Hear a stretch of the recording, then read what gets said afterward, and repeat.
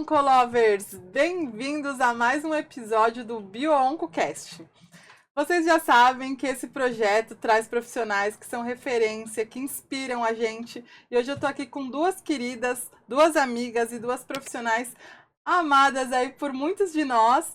E hoje é um prazer receber e conversar com a Carmen e a Roberta. Sejam bem-vindas. Obrigada, Ana. O prazer é nosso. E amizades infinitas de tantas coisas boas, de tantas estradas e tantos congressos, eventos e tudo que você fez. E que ficou inesquecível para mim esse Colafo 2024, que foi lindo, lindo, lindo. E hoje a gente vai conversar sobre essas histórias aí de amizade, de vida profissional. Nossos caminhos se cruzaram tantas vezes, né? Nesses últimos anos, a gente vai compartilhar isso um pouquinho. Bem-vinda, Carmen. Olha, me sinto sempre bem-vinda com você. Você é uma amada pra gente e é nossa madrinha. Ah, vamos falar sobre isso também. Como que a Ana é madrinha da Carmen e da Roberta? A gente vai falar assim. A Carmen tá aqui numa ponte aérea, tá morando agora no Rio, tá em São Paulo. A Roberta já é aqui de Sampa, né? E a gente hoje vai conversar sobre a trajetória, isso que a gente já conversou agora nos bastidores. A ideia do podcast é a gente inspirar outros profissionais, e daí eu trouxe aqui colegas que eu sei que trilharam um caminho muito bacana. Mas para começar, quando que entrou a fisioterapia na vida de vocês? Como que foi lá, antes até do vestibular? Como vocês decidiram fazer fisioterapia? Vocês tinham um outro plano de carreira? Fizeram outro curso? Como que foi essa trajetória? Vamos começar lá do começo. Isso é complexo, hein? Isso é complexo. Meu sonho era fazer odontologia, mas logo de cara, assim, não fiz, porque realmente era algo muito fora da minha realidade financeira. Então, eu comecei a trabalhar primeiro, e aí eu prestei para farmácia. Foi o primeiro curso que eu prestei. E aí minha mãe falou, vai, faz e tal, mas eu entrei e falei, nossa, prestei na Unip, entrei e falei, olha, acho que não é isso. Minha mãe ficou muito Você chegou a entrar em farmácia? Sim. Aí minha mãe falou assim, como assim? Eu falei, mãe, acho que não é isso. Vou cancelar, cancelei. E aí fiquei um ano trabalhando e pensando e refletindo, sempre gostei da área da saúde, sempre foi meu sonho. E aí no final acabei, uma amiga minha entrou na São Judas para fazer direito. E aí eu falei, quer saber? Vou tentar, mas acho que eu vou entrar na área da saúde, que era algo que eu queria. E aí eu estudei um ano de psicologia. Eu fiz um ano de psicologia na São Judas. Da saúde, ela foi dando de odonto, e aí farmácia. a minha paixão pela físio foi muito engraçada, porque quando eu entrei na São Judas, a São Judas tinha um conceito muito da área da saúde, saía um pouco daquele conceito organizacional da psicologia. E aí a gente tinha aula de anatomia, eu vi experimento com ratos, eu pirei, falei, gente, isso é muito legal, mas muito legal. E aí eu me apaixonei, e os alunos da graduação ali de psicologia não gostavam, falei, gente, estou no lugar errado. E aí fui refletir, fiquei um ano, aí minha mãe tinha perdido emprego, e aí eu saí porque minha mãe não tinha como me ajudar, minha mãe ficou muito chateada, falei, mãe, tá tudo bem. Tranquei. E aí fui refletir o que eu ia fazer. Aí conheci a fisioterapia, entrei na fisioterapia na Uninove, eliminei todas as disciplinas que eu fiz em psicologia, foi muito legal. Adianto, né? E foi essa minha história. No final, a psicologia abriu o caminho para a fisioterapia. Foi bem interessante. Que era para ser. Eu acho muito legal essas histórias de vida também, contando que até você chegar na fisioterapia, as dificuldades de começo de carreira, de fazer uma faculdade também, que é uma realidade, né, no nosso país. A gente sabe que muitas pessoas chegam onde estão com esforço, e você mostrou isso também, e ali com resiliência para conseguir vencer todas as etapas aí junto com sua família. Muito bom, a fisioterapia agradece essa mudança. E você, Carmen, como foi esse comecinho? Vou contar uma história inédita que eu acho que eu nem contei para a Roberta. Assim que a gente gosta. Eu, quando era pequena, eu tinha tudo que todo mundo que precisa de fisioterapia tinha. Então, eu tinha pé chato, escoliose e tal, mas mais do que tudo, eu tinha uma avó que era muito empenhada. Então, ela me levou numa fisioterapeuta que foi extremamente importante nessa decisão, mas eu era menina. E essa fisioterapeuta do Rio chama-se Rita de Cássia Porciúncula de Menezes. Olha, vamos achar a Rita aí, marquem a Rita nos comentários. Só que aí, passaram-se os anos, eu saí de casa e vim morar em São Paulo, eu saí saindo, porque eu queria muito morar aqui em São Paulo, estudar aqui, e a minha família não me ajudou em absolutamente nada. Então, o que aconteceu? Eu tinha essa coisa que a Rita deixou, porque eu senti na pele os benefícios da fisioterapia, e aí eu vou fazer quase 30 anos de fisioterapia, então pensa lá atrás. E aí eu só tinha dinheiro para fazer química. Eu fui fazer química. No primeiro ano, o professor falou que eu não tinha o menor talento para aquilo, e eu acreditei piamente, ele estava coberto de razão. E aí eu também, como a Roberta, refleti e fui fazer físio. E só tinha 2 faculdades, que era a USP e a Faculdade da Zona Leste na época. E era muito caro para mim. Não passei na USP por um ponto, fui para a Faculdade da Zona Leste. Quando a gente é jovem, a gente acha que um ano é muita coisa. E aí eu tinha muita pressa. Mas assim, a minha família, e isso eu acho que é legal falar para as pessoas, por eu morar fora, ter saído de casa, não me ajudou em nada. Então tinha dia que eu não tinha dinheiro para ir para a faculdade. E aí eu vendia brigadeiro para poder pagar a mensalidade, que para mim era muito caro, o aluguel. E às vezes as pessoas falam, seu cabelo tá bonito, era sabão de coco. Então, eu acho que quando a gente acredita numa coisa, a gente tem um objetivo, a gente acaba tendo um propósito. E a fisioterapia foi esse grande propósito para mim.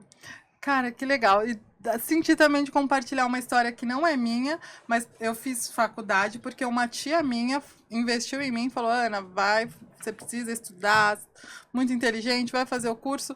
E essa tia é formada na USP, enfermagem, e ela teve uma dificuldade no começo, assim, de carreira também, né, de vir de uma situação de dificuldades ali financeira, que ela esquentava miojo no sol para poder se alimentar. E hoje ela é uma fera. Fisioterapeuta não, desculpa, enfermeira de referência lá nos Estados Unidos, trabalha na Flórida, maravilhosa.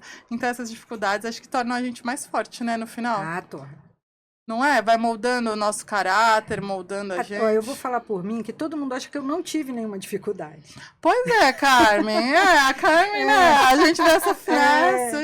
E por isso, assim, eu não sou uma pessoa nem de gostar de reclamar, nem de contar certas coisas. E eu tô me sentindo à vontade de contar, mas é porque eu acho que, às vezes, as pessoas acham, foi fácil. E não é fácil. Né? Então, a gente não está se vitimizando, a gente está contando histórias reais de vida para que as pessoas vejam, ver onde vocês chegaram. Quem assistir até o final do podcast e não conhecer, vocês vão entender quem são Carmen e Roberta. E é muito legal a gente compartilhar essas histórias, né? Porque as pessoas só querem ver a parte bonita e não é, né?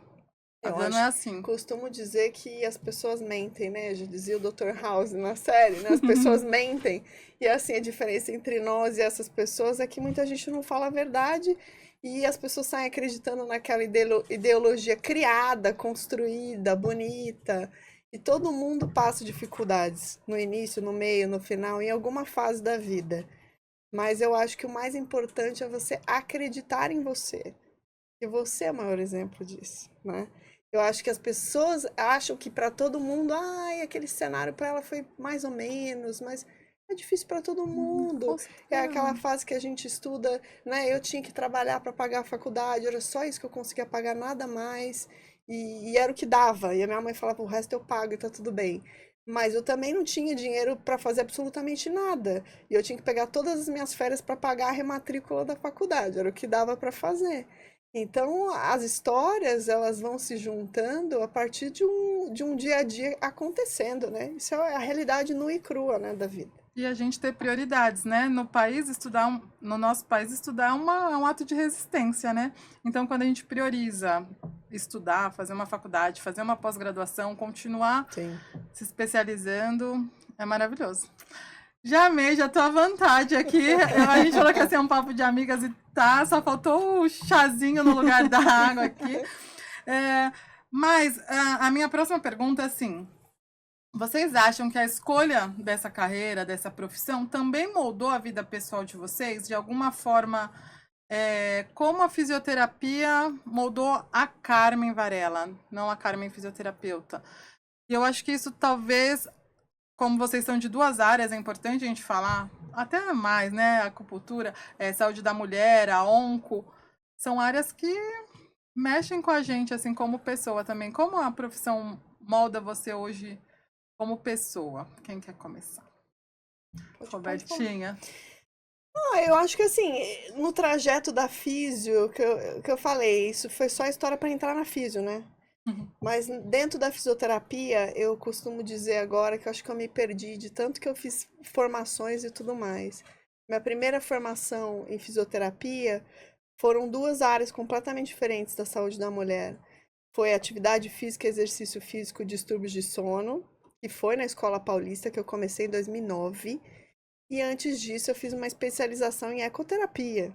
E Ah, meu eu sonho lembro era dessa trabalhar na época, eu neuro, lembro né? dessa época, acho que a Não gente se era, conhece há um tempinho. não era para trabalhar na área da saúde da mulher. Só que eu costumo dizer que foi muito engraçado. Tudo não deu certo ali para que eu fosse para a saúde da mulher.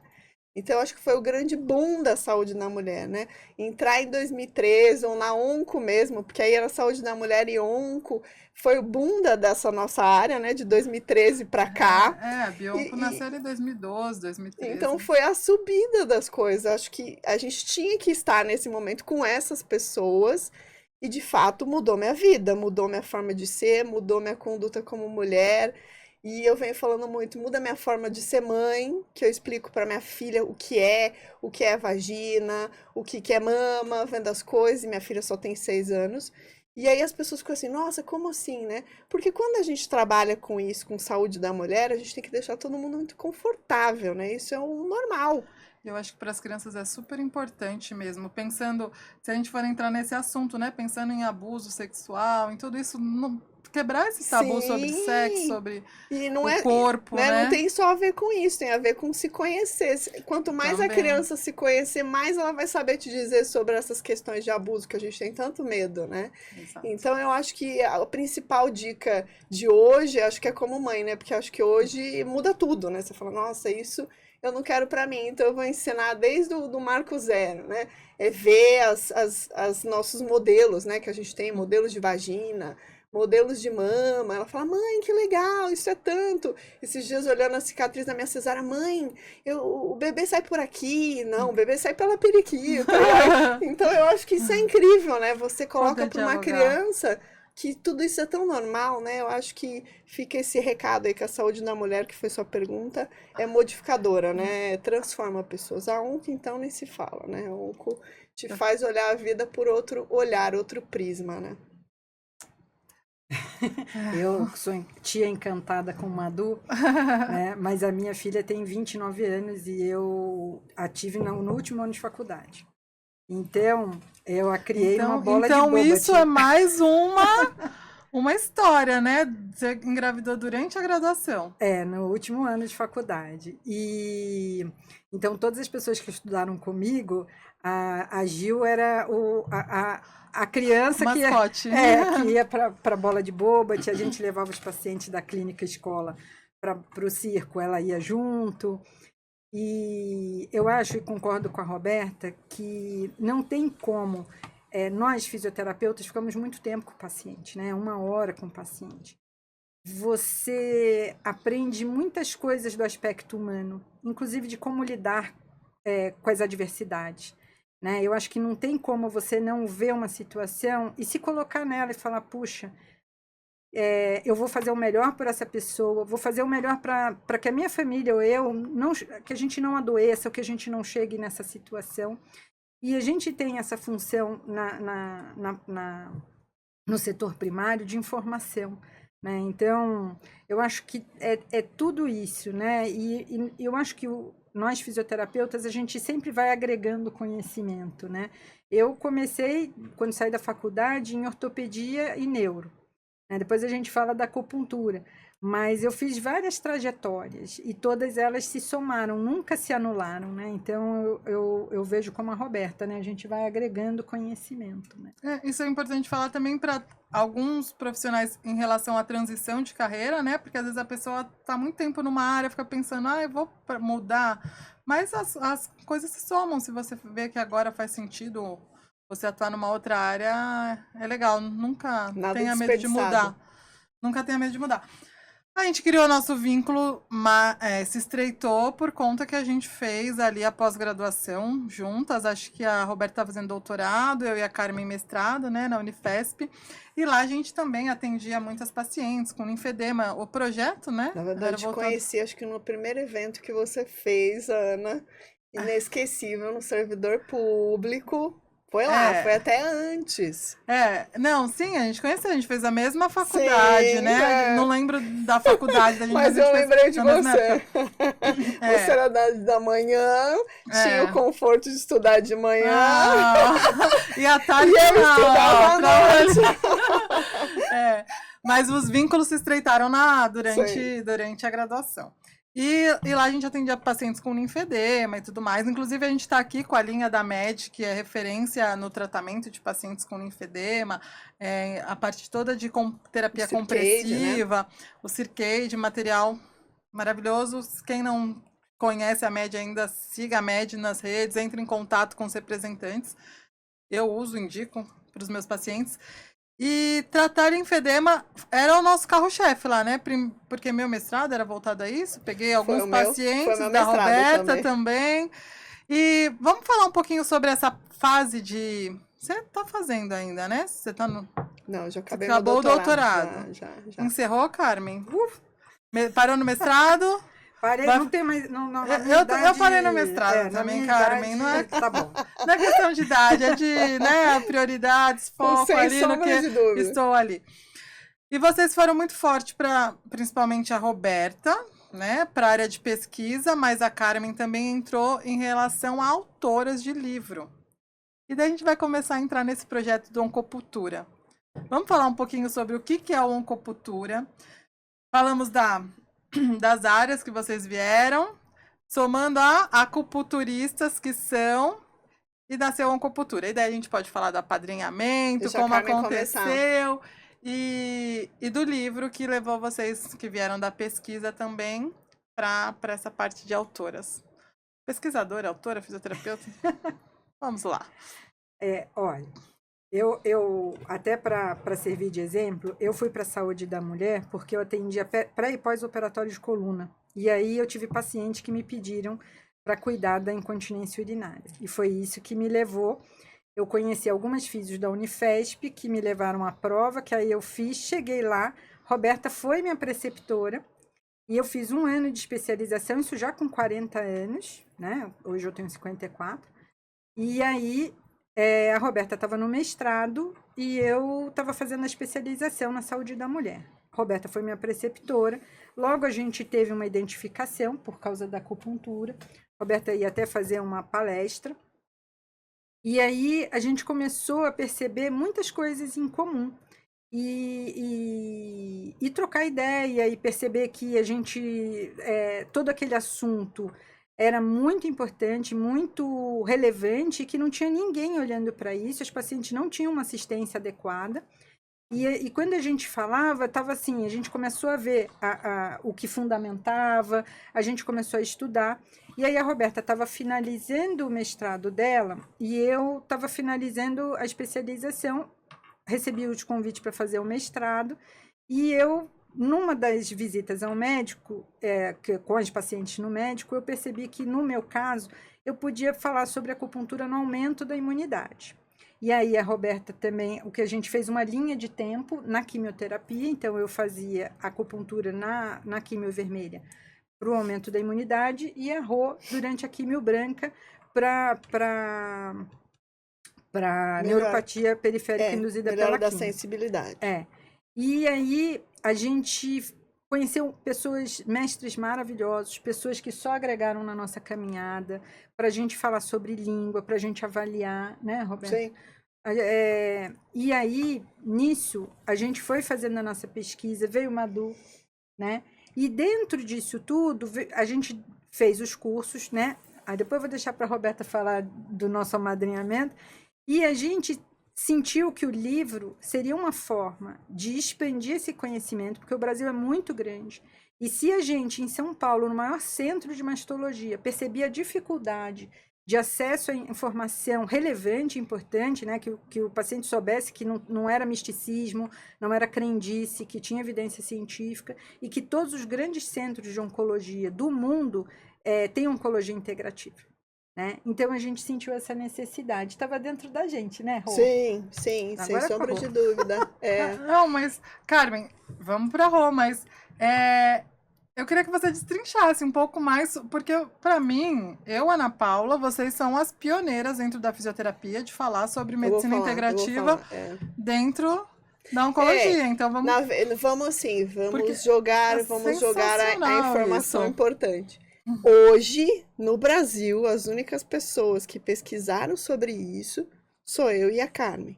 Não existem profissionais da acupuntura engajadas em equipes de serviços públicos que realizaram mestrado e doutorado na área, a não ser eu e ela, né?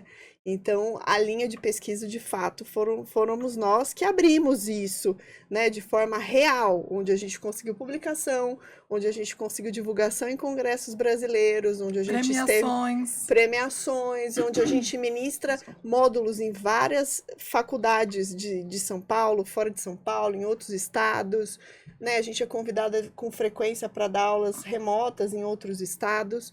Então, eu acho que realmente nós somos pioneiras em relação às práticas integrativas em oncologia. No meio desse processo, como ela falou, a gente conheceu profissionais que faziam isso já dentro da Escola Paulista e que eram da equipe de neuromuscular e que tinham um ambulatório de acupuntura, né? Um ambulatório onde eles realizavam práticas integrativas. Talvez o que eu e a Carmen a gente sempre desejou, sempre almejou, era que isso de fato acontecesse. Então, quando a gente se encontrou, e aí eu digo, né, eu estava terminando meu mestrado, mas na verdade eu já estava escrevendo meu projeto de doutorado, eu tinha uma ideia que eu ia fazer sobre acupuntura. Várias pessoas me falavam, por que você não fez isso durante o mestrado? Porque eu achei que ia ser muita pretensão da minha pessoa, como você falou. Eu saí de um outro meio da fisioterapia, onde eu não entendi absolutamente nada de saúde da mulher. Caí na saúde da mulher e fui falar sobre linfedema, porque eu achei que era mais fácil. Eu achei. Não foi fácil. Eu conto ou você conta? E aí, quando a gente entrou do linfedema, você pode falar. Quando a gente entrou nas práticas integrativas, e a gente falou, olha, teoricamente, isso pra gente vai ser realmente mais simples, né? Também não foi simples. E o que é simples? Também não foi simples, então a gente pensou, e a gente brinca isso, um trocadilho entre eu e ela, a gente pensou e pensou demais. A gente devia ter pensado de forma mais simplista. E aí a gente devia ter feito conceitos de práticas integrativas com aurículo, que a gente conseguisse atender mais pacientes, que a gente conseguisse atender de forma mais simples, mas a gente projetou os nossos trabalhos com acupuntura sistêmica. Durante a quimioterapia. Durante a quimio, para que a gente mostrasse dentro do nosso serviço que isso de fato não prejudicaria em nada as nossas mulheres. E isso a gente conseguiu provar. As mulheres iniciaram e terminaram os nossos protocolos, talvez da mesma forma, mas não houve pior em nenhuma situação usando agulhas. E há muitos conceitos de mitos e verdade quando se fala de agulha durante a quimioterapia, né? E a gente conseguiu, mesmo não usando no membro, do lado do câncer, mas a gente usou no corpo de uma forma geral. Então isso a gente fez, isso a gente abriu. E depois a gente começou a usar outras técnicas que eu já tinha publicado um artigo, com técnicas de acupressão, para que houvesse esse discernimento para divulgar para todo mundo que essa técnica funciona, né, de fato. E vocês conseguiram disseminar, formando através das pessoas, dos alunos, eu fui aluna de vocês também, da Aurículo, através do livro, através das redes sociais, nasceu o projeto Oncopuntura, que eu sou madrinha, ajudei as meninas aí nesse começo, um orgulho fazer parte desse comecinho e, obviamente, vocês foram trilhando todo o caminho. Você deu o nosso nome. O nome. Nome de batismo. O nome de batismo. É muito legal esse projeto. Quem não conhece, já sigam nas redes sociais, @oncopuntura. Mas elas não falam só de acupuntura, falam de medicina integrativa, da parte da fisioterapia dentro desse universo. E dentro desse universo tem a meditação, né? Vamos voltar para Pras vida práticas. pessoal. Não, vamos voltar para a vida pessoal, que aqui a gente vai no trabalho, volta para a vida pessoal, é tudo assim um pouquinho. E em relação à meditação, por exemplo, a Carmen, eu vejo nos stories dela, ela meditando todos os dias. E nesse mundo corrido aqui, de divertidamente, da ansiedade, de tudo mais, como, Carmen, você equilibra aí os pratinhos do dia a dia? Como a meditação te ajuda de maneira pessoal? Como... Fala um pouquinho sobre isso. Olha, isso é bem legal. Eu aprendi a meditar, eu tinha uns 10 anos de idade, com o professor Hermógenes, que é o professor que trouxe a yoga para o Brasil, com a minha avó. Minha avó me levava para meditar. Isso foi bem fundamental na minha vida, porque eu tenho várias dificuldades de aprendizado, entre outras coisas, e isso foi fundamental. Mas até aí era isso que eu sabia, eu meditava de vez em quando e a vida seguia. Conforme a gente foi fazendo, dentro da oncologia integrativa, a meditação é evidenciar nos guidelines para o paciente oncológico. E eu sabia meditar, mas não sabia indicar meditação, né? E aí eu fazia, tudo bem, mas não era uma coisa que eu sabia te dar uma informação, né? Te explicar, te ensinar ou qualquer coisa assim. E aí na Unifesp, com o Dr. Roberto Cardoso e uma equipe que tem a doutora Sangue Bom, maravilhosa. tem um curso de meditação de 1 ano. E aí eu fiz esse curso, inclusive com o Eric, que escreveu o nosso capítulo de meditação no livro. E a partir daí eu entendi várias questões, inclusive ensinar a meditar, né? Capacitar as pessoas, os profissionais e os pacientes. Eu medito todo dia, sim, porque é uma prática que é que nem fio dental, tem que escovar os dentes, a gente tem a via de estresse e a mesma via de relaxamento. Então, se você ocupa a sua via de estresse, né, a sua resposta ao estresse com o relaxamento, você melhora bastante o seu campo aqui de batalha. Então, eu acho que assim, você não deixa de ter as emoções pertinentes, mas você limpa bastante, assim, sabe? O seu olhar. Então, eu sempre digo que eu não tenho mais uma reação brusca às coisas. Eu tenho uma ação. Então, normalmente eu olho, penso naquilo e depois Mas, assim, eu acho que a meditação dá uma ajudada, sabe? Eu acho legal a gente falar em relação à meditação dentro das práticas, porque também às vezes a gente fala para o paciente, faz isso, mas eu nunca fiz. Meditar, por exemplo, tem um nível de evidência alto, mas eu nunca parei para meditar. E você não, você pratica aquilo que você propõe. Inclusive ensina em aula, né? Na pós-graduação, Sim, Carmen a prática dela. e daí tem durante ali o módulo de práticas integrativas, tem essa parte de meditação. Maravilhosa. Vamos lá, vamos fazer vamos tentar agora. Muito bom. Vamos dar continuidade aqui. Algo que vocês queiram colocar, que ficou aí da nossa conversa aí. Vamos seguir então aqui com as nossas perguntinhas que a gente separou aqui para a Roberta e para a Carmen. Em relação a... isso daqui a gente acabou falando, né? Uma conversa, a gente acabou compartilhando. Essa é mais, Olha a minha pergunta. Vocês sentem que houve algum momento decisivo na carreira? Algo que mudou completamente a forma de vocês verem a profissão ou o trabalho com o paciente? De repente, uma história de algum paciente, algo que fez você olhar para pensar, olha, preciso mudar a rota ou... Talvez não Os a história. pacientes sempre ensinam. Os pacientes, mas eu acho que a gente teve experiências pessoais que foram as nossas modificações, né? Durante o nosso livro, a Carmen perdeu o pai dela e eu perdi minha prima, né? E ambos foram com pacientes oncológicos. O pai dela, me lembra, qual que foi o tipo de leucemia, e a minha prima com câncer ginecológico. Então, eu acho que foi daí que a gente mudou a nossa rota. Eu acho, pelo menos para mim. E recentemente eu venho... Antes eu falava da minha prima, que ela sabe, eu ficava bem emocionada. Mas aí você começa... Eu tô ouvindo bastante podcast agora. Tô achando bem bom. É legal esse negócio de podcast. É legal, isso é viciante. E eu tô ouvindo o Augusto Cury e eu ouvi muita coisa legal ele falando. E eu acho que ele falou uma frase muito legal. Acho que a melhor forma de você homenagear alguém que você perdeu, né? É que você leve essa pessoa todos os dias, então que você divulgue, que você fale, que apesar daquela dor que você sente de saudade e tudo mais, mas que você consiga levar a orientação para que a gente consiga mudar.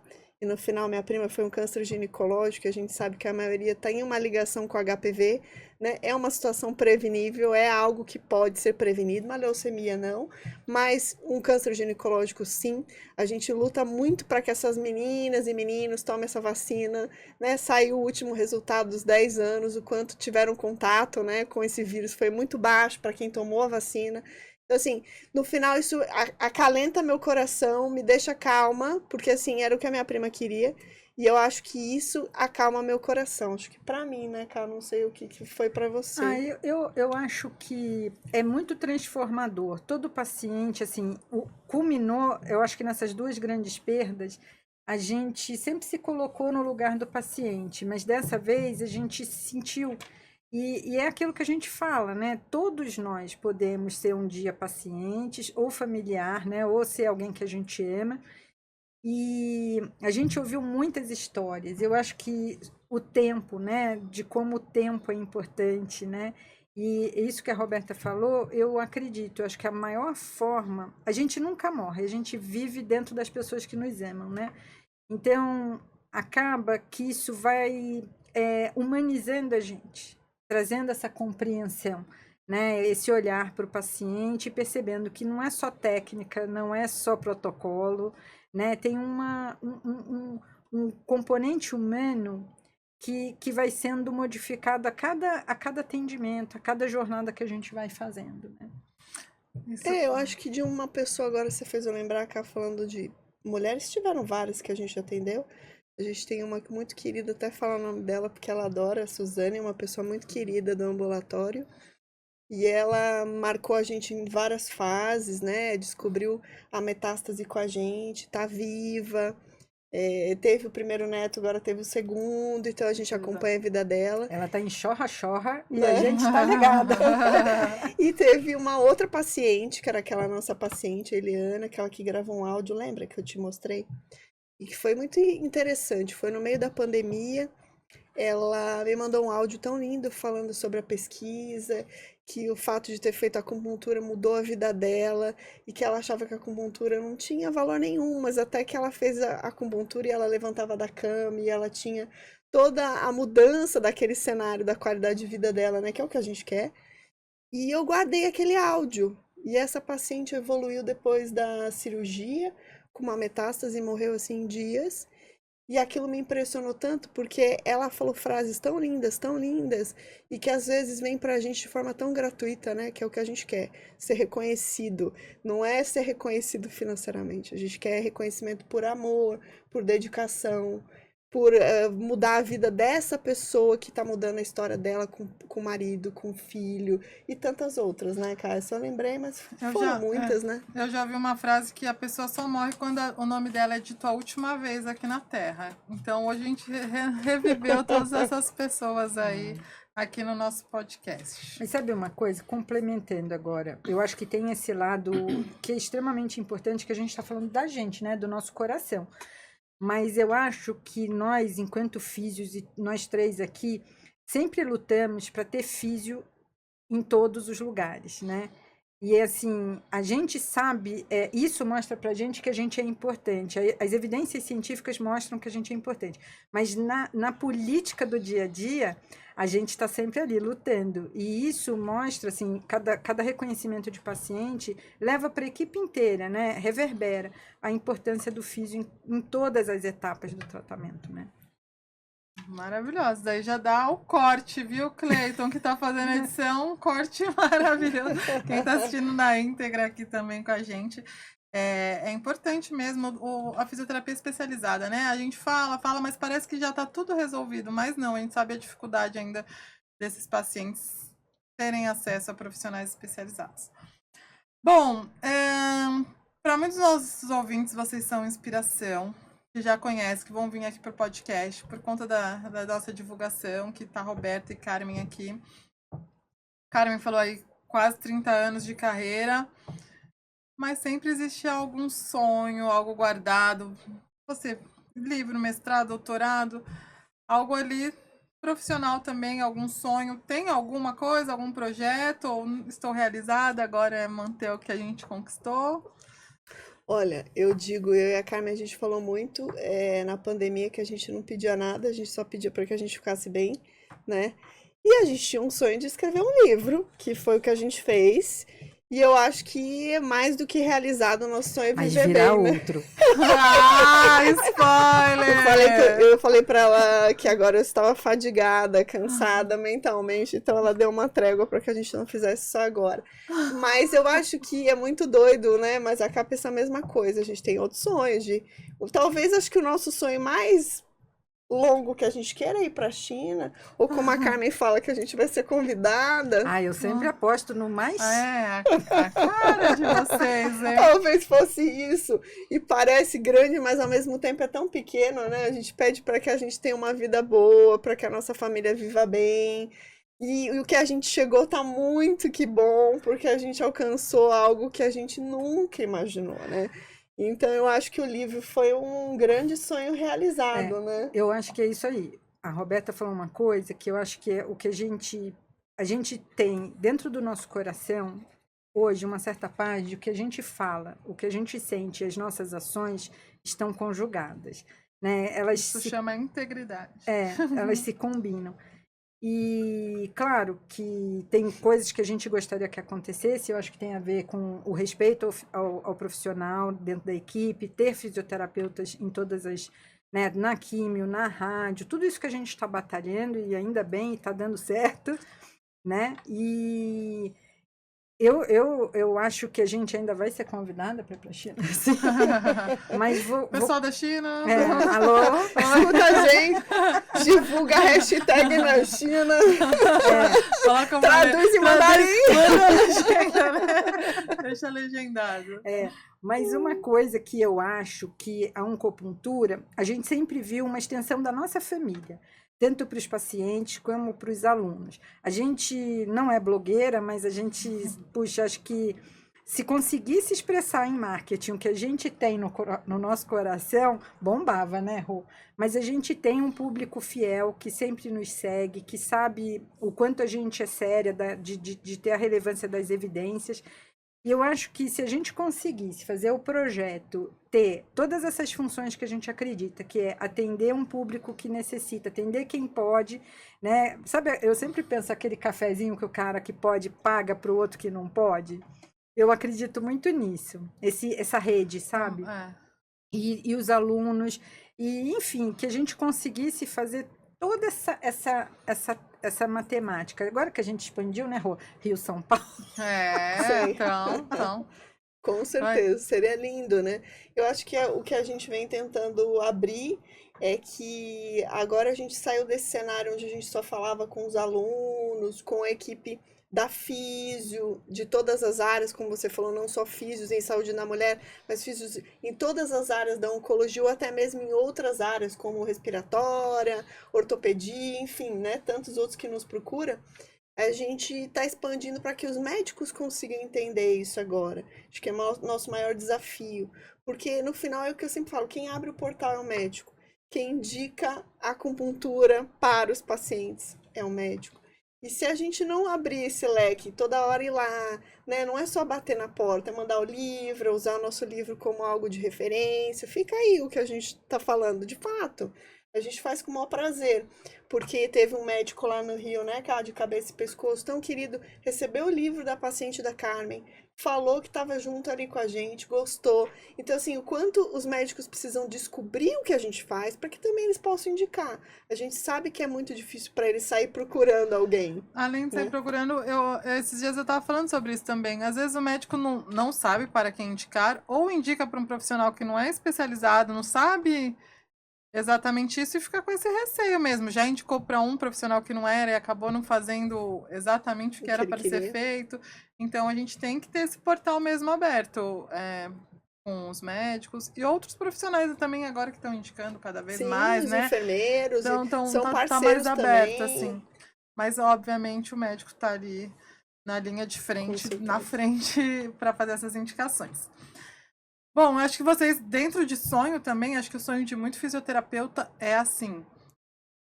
Quando eu pensar em alguém sobre essa área, fechar os olhos, tiver que indicar alguém, ou tem algum texto assim que fala, se eu estiver numa sala de reunião e tiver que falar alguém sobre tal tema, que fale o seu nome. E acho que vocês alcançaram isso, né?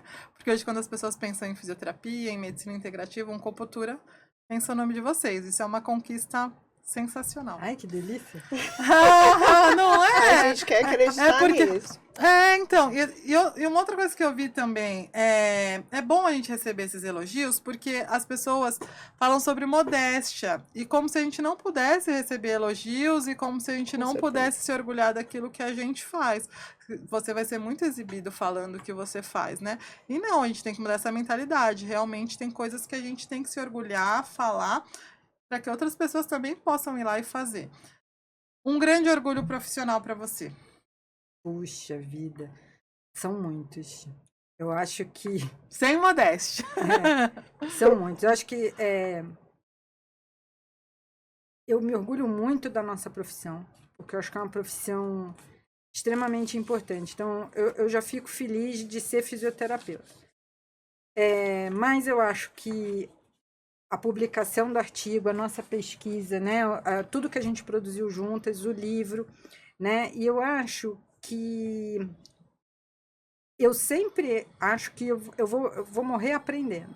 Eu não tenho dúvida disso. E quanto mais a gente estuda, mais você percebe que tem muito a aprender. Então, gostar de aprender é uma coisa que eu acho importante, né?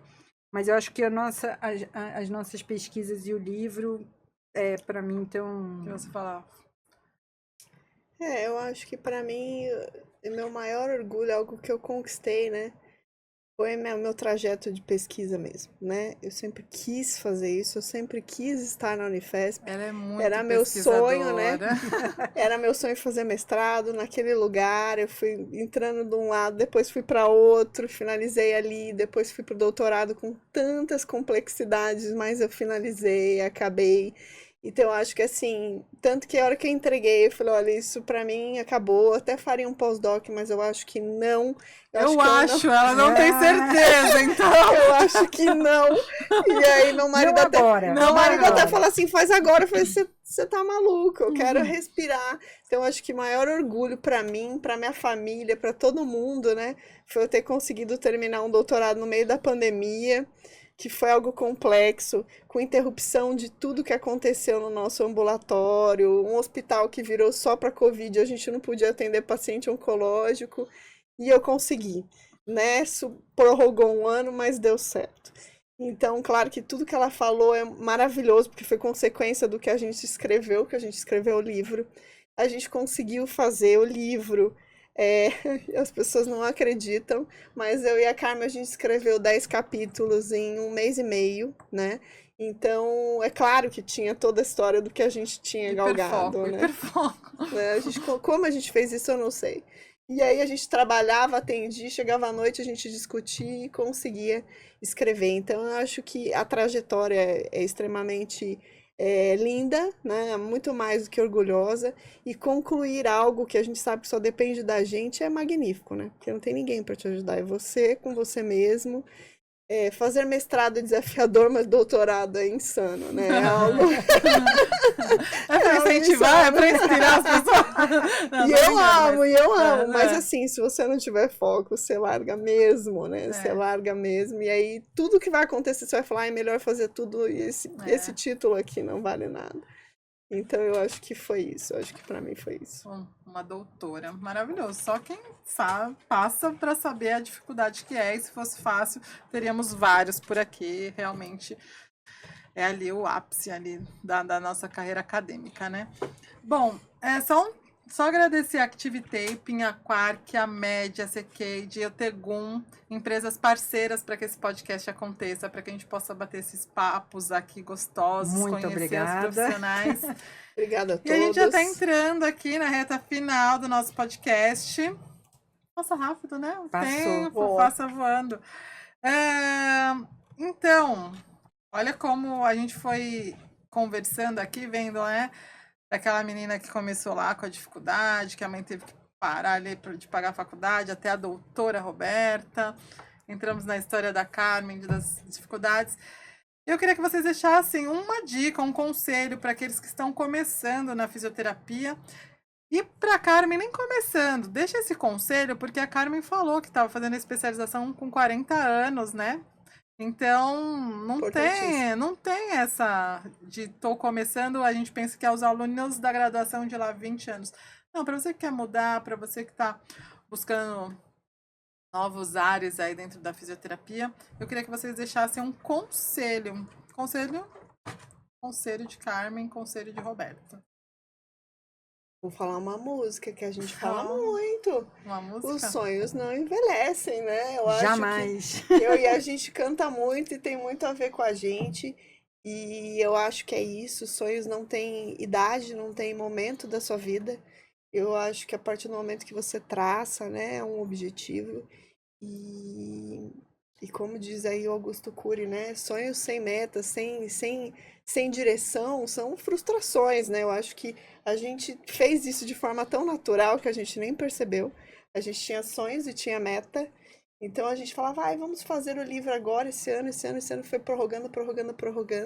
Então eu acho que tenha sonhos, para que eles se concretizem, precisa de metas.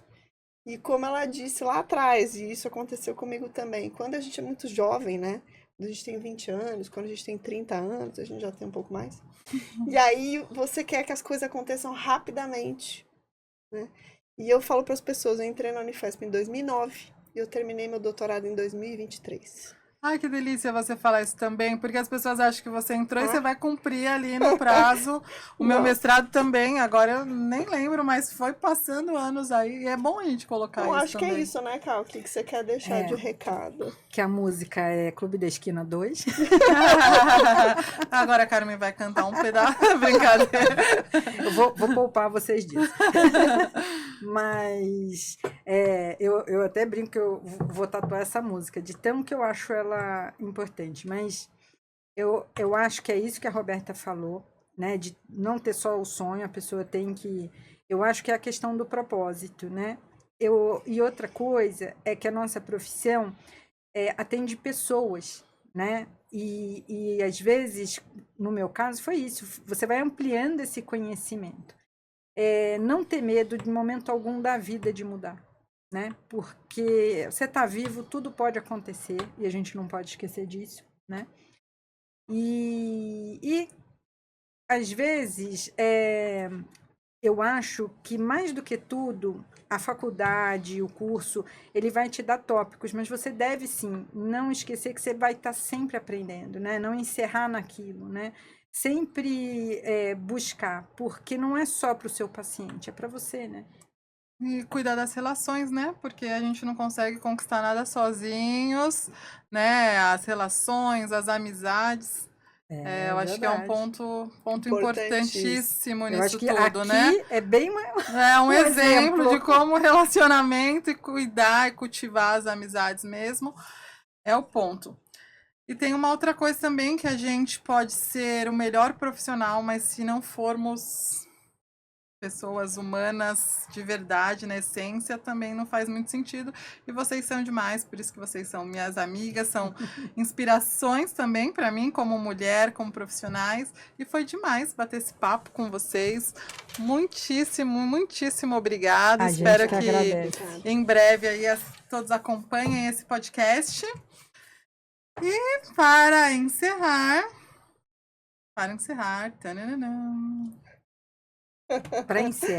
a gente vai falar o que a gente falou lá no começo, que foi o que você escreveu pra gente. Boa! Vamos encerrar muito com boa, prefácio. amiga. Então fale você que você tem ótimas memórias para essas coisas. Olha, eu não sou chorona, mas toda vez que eu leio o que você escreveu pra gente, me emociona num lugar, e a Roberta também, porque fala exatamente tudo que a gente falou aqui. Fala de duas mulheres do seu castelo, fala de circundar o dragão. Sim. E isso mexe muito, porque parece que mexeu com a Carmen e a Roberta, meninas, crianças, profissionais, né? Sim. Porque construiu. Então, não tem uma vez que eu não leio aquilo, eu não lembro o dia que você olhou pra gente e falou, eu sei o nome para vocês. Então, eu agradeço, porque são as coisas humanas, né, que ficam. E realmente. Com certeza, nem posso falar que eu tô emocionada. Não, ela não é chorona, mas eu sou. Então, Eu sou mega, Só sou mega. contextualizando, eu tive a honra de receber o convite para escrever o prefácio do livro delas. E foi um prefácio fugindo do técnico, igual a gente fugiu Foi aqui lindo. também. De coração para coração, por tudo que vocês fazem e construíram. E a gente é assim, real, e a gente fala o que vem do coração. Então foi muito bom bater esse papo com vocês. Conseguimos fazer sem chorar. Sem chorar. Obrigado, Carmen. Obrigado, Roberta. Foi muito bom compartilhar a trajetória de vocês, saber um pouquinho dos sonhos. E é isso. Até daqui a pouco. Daqui a pouco a gente se vê em outros projetos. Com certeza. E conversando cada vez mais, ou no nosso grupo do WhatsApp. Sempre tem aquele grupo, né? Com as amigas. E é isso. Muito obrigada, viu, pela participação de vocês. Vocês que estão acompanhando aqui, eu convido para que sigam a Bionco aqui no YouTube, acompanhem os próximos episódios do podcast, e isso tudo está acontecendo para você que está aí do outro lado assistindo a gente. Então, muito obrigado e até a próxima.